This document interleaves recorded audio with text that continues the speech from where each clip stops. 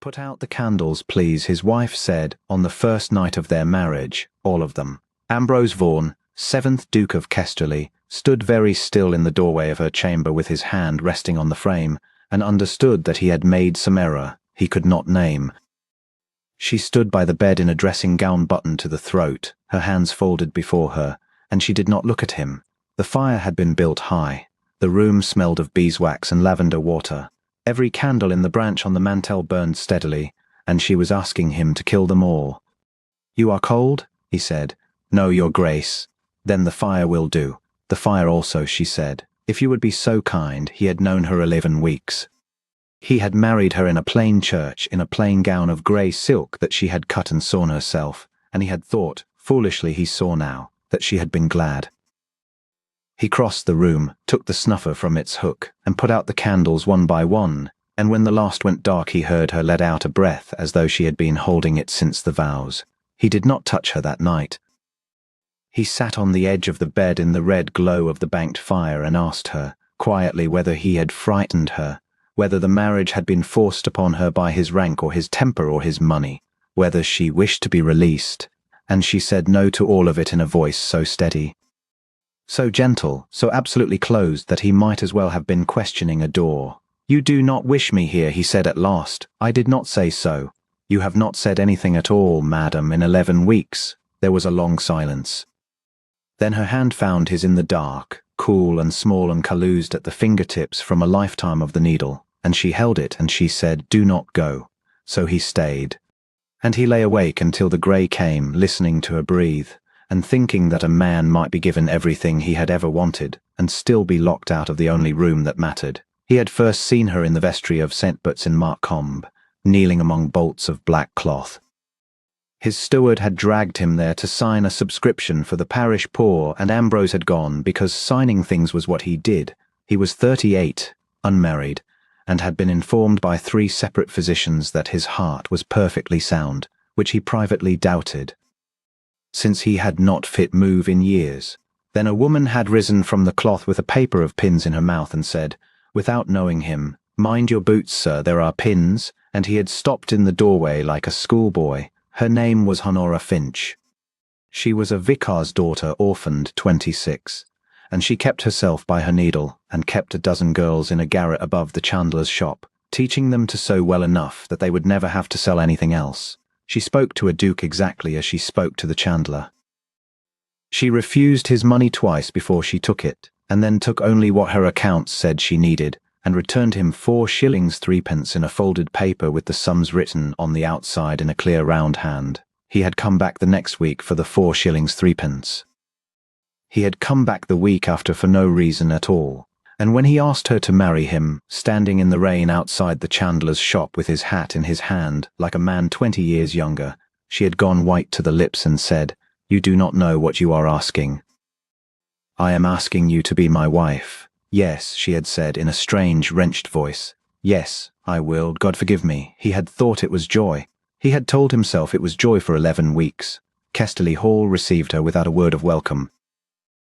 His mother, the Dowager Duchess, took one look at the grey silk gown and the plain coil of chestnut hair and said, "Well, she is at least clean," and thereafter addressed her chiefly through servants. His aunt Lady Selwyn asked her, sweet dinner, whether the country air agreed with her, since she seemed to sit so very upright, as though the chair displeased her. "The chair is a very fine chair," Honora said. "You do not lean back." "No, ma'am." "How singular," said Lady Selwyn, and laughed, and looked down the table for others to laugh with her, and got them. Ambrose watched his wife close around her fork until the knuckles whitened, and then open again deliberately, one finger at a time. She smiled at his aunt. She said something civil about the roads, and she did not lean back. She never leaned back, not in a chair, not in a carriage, not against him. In 11 weeks of marriage he had never once seen her spine touch anything. There were other things. She would not be dressed. His mother had sent up Merit, the best lady's maid in 3 counties, and Honora had thanked her and dismissed her and gone on dressing herself, alone behind a locked door an hour before anyone else in the house was awake. She wore high collars in August. She did not swim, she did not ride. She did not dance. At the Michaelmas assembly she had stood at the edge of the floor with her chin high while the county whispered, and when he had come to her with his hand out she had said, "I do not dance." Grace, and he had stood there before 400 people with his hand out and nothing in it. And at night, sometimes he heard her weeping. Not loudly. It was worse than loud. It was the small, disciplined, swallowed sound of someone who has wept so often that she has learned how to do it quietly. And it went through the wall between their chambers and through him, and he lay in the dark with his fists shut, and did not know whether going to her would be a kindness or a violation, and so he did nothing, which he came to understand was the coward's third choice.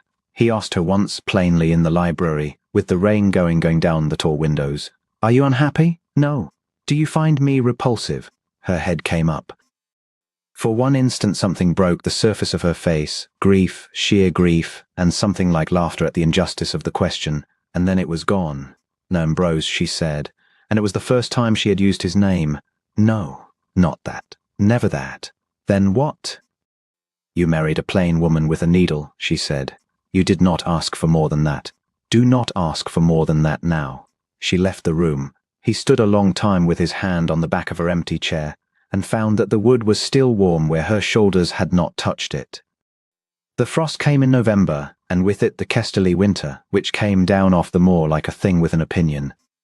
On the 14th the pipes froze, the pond skinned over, and the terrace turned to black glass under a dusting of snow, and Ambrose came out of the stable yard at dusk in time to see his wife walking along it with a basket of holly on her arm. He called her name. She turned, smiling, actually smiling.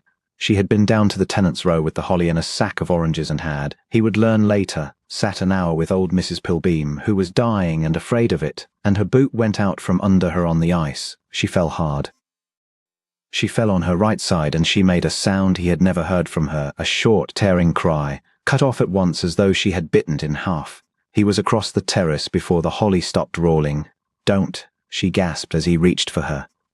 Don't lift me, don't." He lifted her. There was no other thing to do.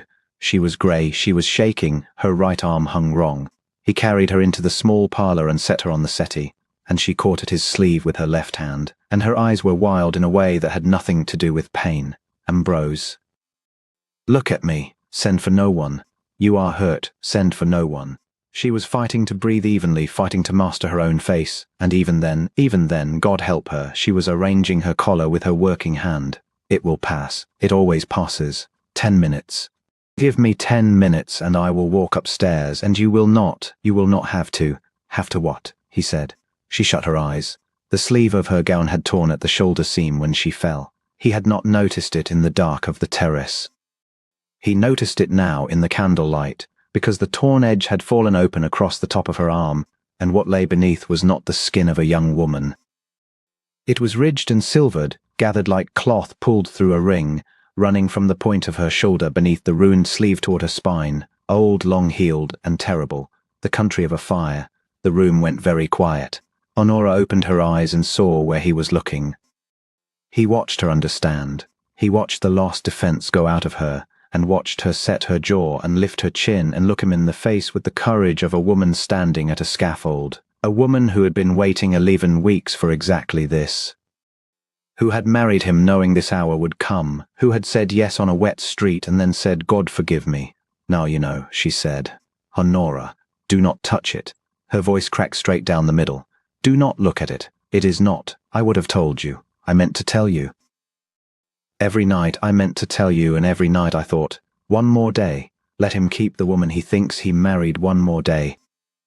And then, for the first time since he had known her, Honora Vaughan, Duchess of Kesterly, put her good hand over her face and wept in front of him without disguising the sound at all. Ambrose knelt down on the parlour floor beside the settee.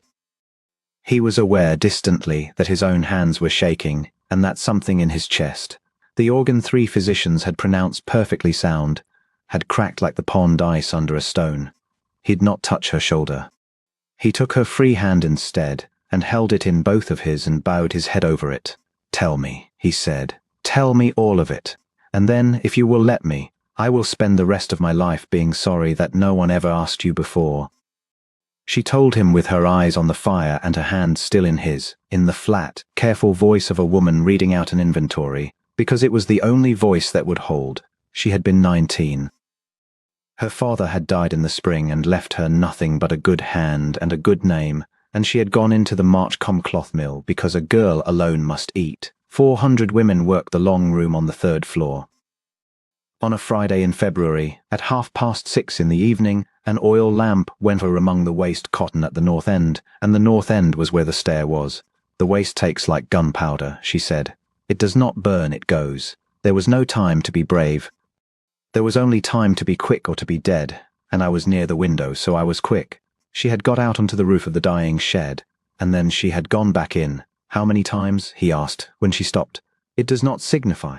How many times, Honora? 4, she said. The 5th time the roof of the long room came down. They tell me a beam came with it. I do not remember the 5th time at all. She had lain 9 weeks in the Marchcombe infirmary. The burn had taken her from the point of the right shoulder across her back to the spine, and had knit as burns knit. Tight and shortened, so that the arm would rise only so far and no farther, and the skin pulled when she bent, and the shoulder itself, broken under the beam, set by an overworked surgeon at 2 in the morning by candlelight, had never been right since, and axed in cold, and axed in damp, and ached most nights simply because it was night. 11 women out of the long room were living because of her. 3 of them had been in her sewing class in the garret above the chandlers. The mill gave me £6, she said, and a character. And you're betrothed, he said. Because there had been a betrothed, the parish had told him so, in the tone people use for a story they have enjoyed. Honora looked at the fire. Thomas came to the infirmary in the 9th week, she said. He was very kind. He said that a man must think of his family, and that there were things a man could not be expected to overlook. He was married by the following Christmas to a girl from Ashcombe with 2 good shoulders. She swallowed. He was not a wicked man, Ambrose. He was only an ordinary one. That is what I learned. Ordinary men look away. She turned her head then and looked at her husband, and he saw that she was not angry and not asking for anything and not hoping, that she had built her whole life, brick upon patient brick, on the certainty that she would never be looked at kindly again, and that she had married him anyway, and had been paying the interest on that borrowed happiness every silent night since. So now you know, she said again. There is a settlement, I suppose, in these cases. I shall not fight it. I shall not shame you.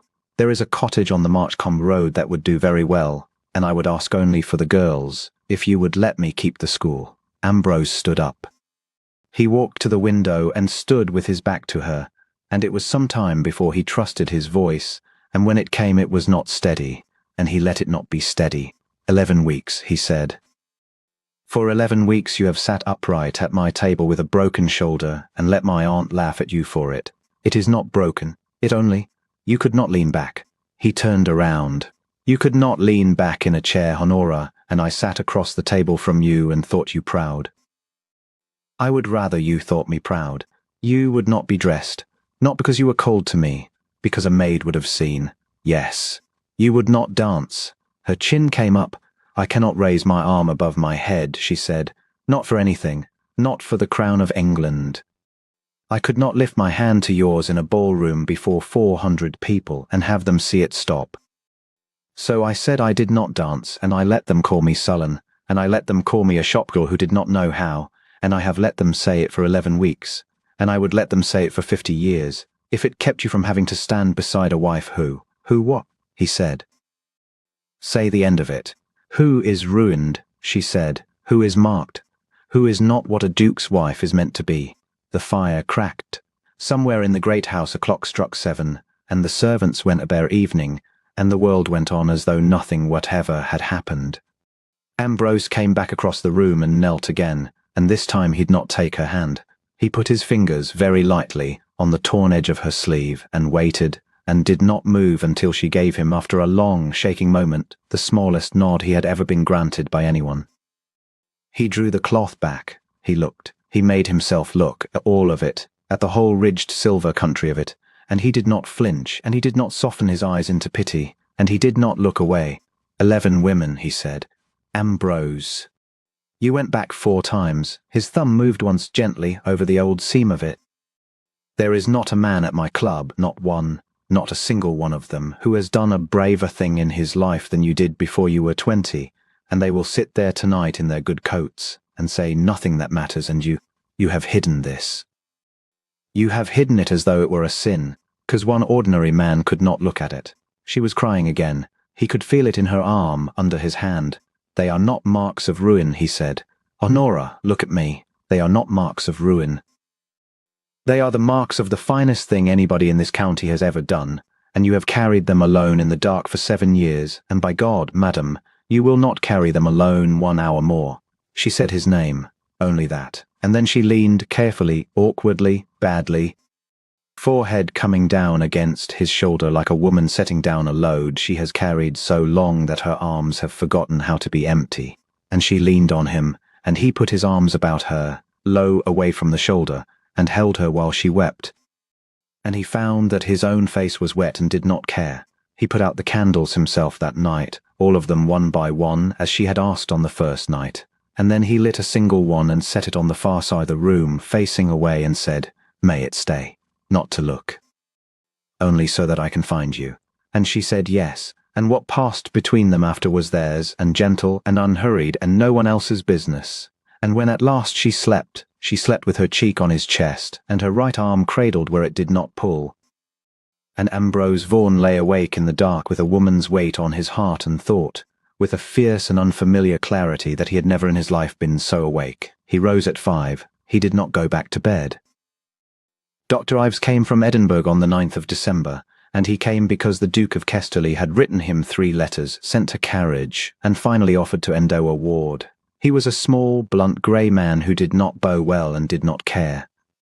He spent 2 hours with the Duchess behind a closed door, and he came out looking as though he had been struck. "Well," Ambrose said, "Your Grace, that woman has been living in pain for 7 years, and no one has laid a hand on her since a butcher of a country surgeon set that joint in the dark.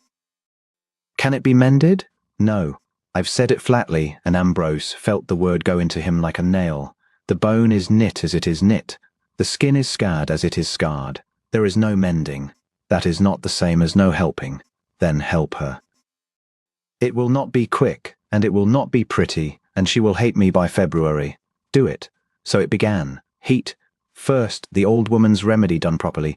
Hot cloths and hot salt bags morning and night, and a hip bath of hot water deep enough to take the shoulder under, which meant a bath.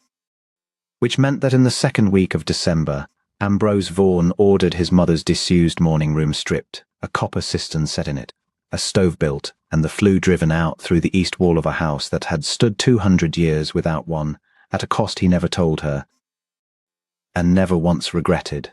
Then movement. I've showed him the way of it. The arms supported at the wrist and the elbow, lifted a hand's breadth farther than it wished to go, held lowered, twice a day, every day. It hurt her. It hurt her so that her breath went ragged and her nails marked her own palm, and Ambrose sat on a stool before his wife every morning at 7 o'clock with her wrist in his hand and made her do it, and when she said once, whitely, "You are cruel," he said, "Yes," and did not stop. By January she could reach the 2nd shelf of the still room. By February she could reach the 3rd, and she hated Dr. Ives exactly as he had promised, and told him so. And he laughed at her for the first time and said she was the best patient he had had in 30 years, because she was too obstinate to quit. And by March, on a wet grey morning, Ambrose came into the still room and found his wife standing on the flags with her right hand flat against the ceiling beam above her head, holding it there, and her face was wet, and she was laughing. There were other labours, and he undertook them quietly, and did not tell her, because he had learned that she would refuse anything offered as charity and accept nothing at all offered as pity. He had the chairs of Kesterly Hall remade.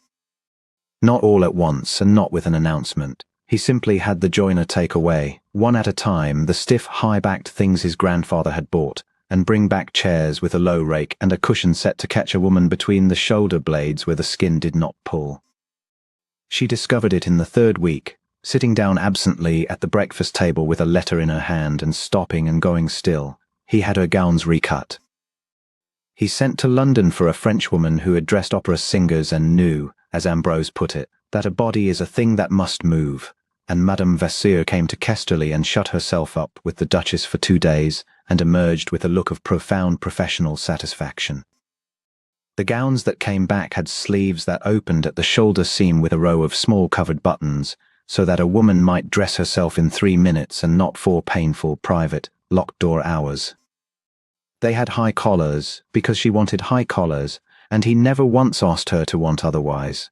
And they were beautiful, beautiful in a way the grey silk had never dared to be, deep green and dove grey and a blue like the moor at dusk, because it had occurred to Ambrose Vaughan, somewhere in that winter, that his wife had spent 7 years making other women beautiful and had not owned one thing in her life that was meant simply to please her.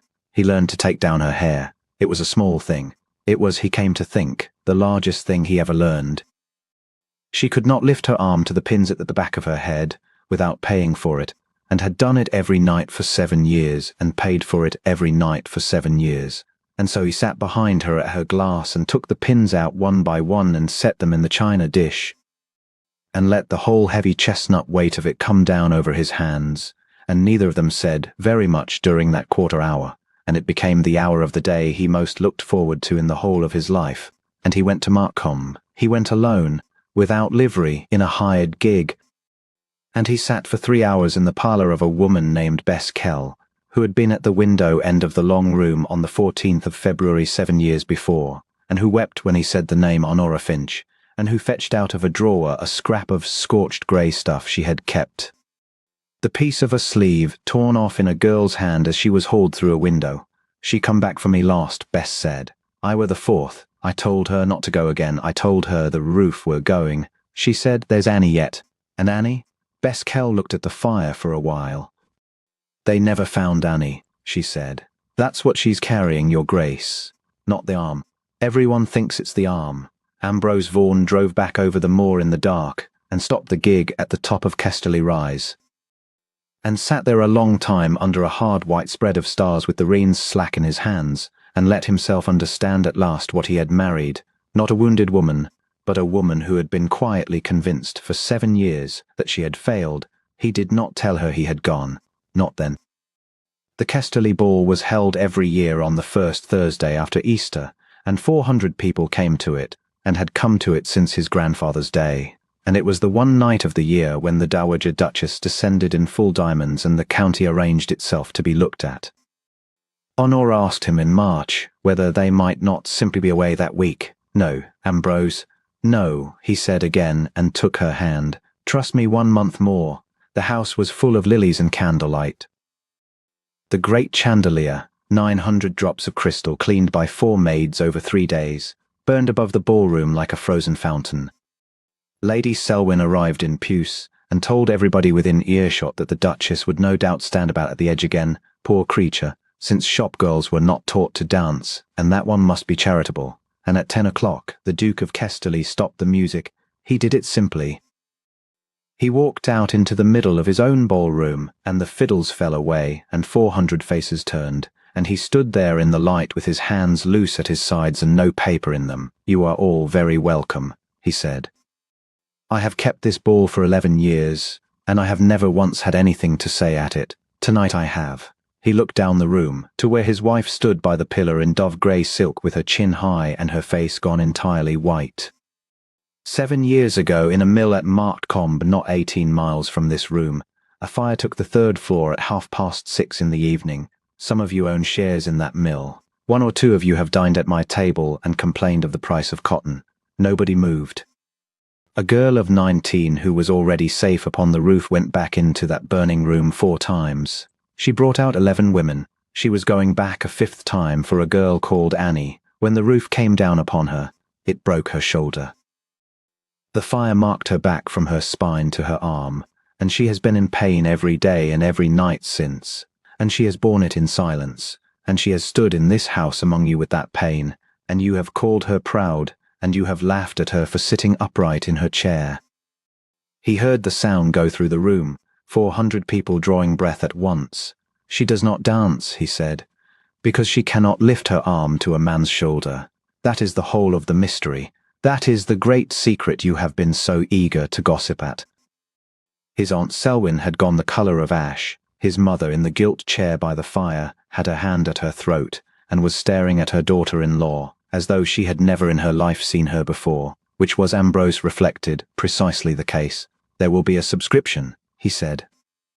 "It opens tonight, at that table, and I have set my name at the head of it for £10,000. It will pension every woman who came out of that room, and every family of the 4 who did not.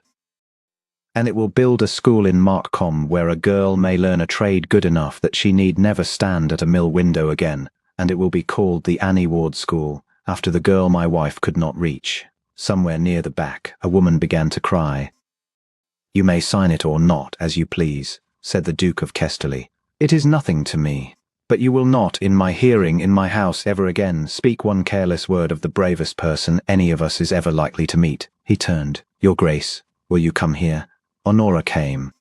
He watched her cross that shining floor with the whole county's eyes upon her, and she did not hurry, and she did not lower her chin, and something in the set of her shoulders had changed forever. She stopped before him. "You said you could not dance," he murmured for her alone, "because you could not lift your arm to my shoulder." "Ambrose, please, then do not lift it," he said. And he took her right hand very gently in his left and drew it down and laid it flat against his heart and held it there and put his own right hand at her waist, low and easy where nothing pulled, and he looked over her head at the musicians' gallery and said, "A waltz. Slowly, if you please." And in the middle of 400 silent people, under 900 crystal drops, the Duke of Kesterly danced with his wife, whose hand never rose above his heart and never needed to. Halfway through she began to laugh, a broken, astonished, weeping sort of laugh, and she said, so that only he could hear, "Everyone is looking at us," he said. "Let them. It is as the first honest thing they have done all season. They found Annie Ward in the autumn." She had not died in the long room. She had gone out by the north stair before the fire took it, half senseless, and been carried to a farm at Ashcombe, and had lived and married a carter, and had never known who the girl was who had gone back 4 times, only that someone had. She came to Kesterly Hall in a borrowed bonnet on a wet October afternoon, and she stood in the hall not knowing where to put her hands. Ambrose stood at the top of the stairs and watched his wife come down them, and stop halfway and grip the rail. He watched the 2 women look at each other for a long moment. And then he turned and went quietly into the library and shut the door and left them to it, because there are things a man does not need to see to know, and because he could hear it perfectly well 2 inches of oak, the sound of a debt that was never owed being forgiven at last. That night he took the pins from her hair as he always did, one by one, into the china dish. The rain went on the window. The single candle burned on the far side of the room, as it had done every night since December, and she had never once asked him to put it out again. "You went to Martcombe," she said to his hands in the glass, "in February in a hired gig. Beskeltalks. Beskeltalks." Her eyes came up and found his in the mirror, and they were shining. "Why did you never tell me?" Ambrose set down the last pin. He put his hands on her shoulders, both of them, the whole and the scarred, without the least difference in his touch, as he had done every night for a year, until she had at last stopped bracing for the flinch that never came, because you would have thought it was pity, he said. And it was never pity, Honora.